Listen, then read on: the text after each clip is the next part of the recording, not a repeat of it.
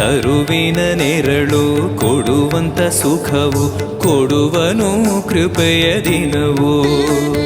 ಸ್ಥಿರ ಇರುವ ಮನ ಎನಗಿರಲಿ ಶರಣಾಗತಿ ಎಂದು ಬರಲಿ. ಭಗವಂತನ ಪ್ರಿಯ ಮಗನಿವನ ಸಾರಿ ಬದುಕು ಇರಲಿ.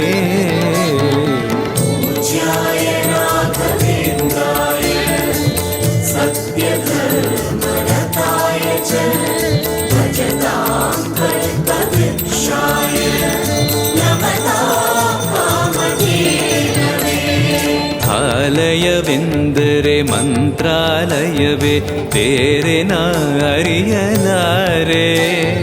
ರಾಜನು ಎಂದರೆ ಶ್ರೀ ಗುರುರಾಜನೇ ಮತ್ತು ನಾ ತಿಳಿಯಲಾರೆ.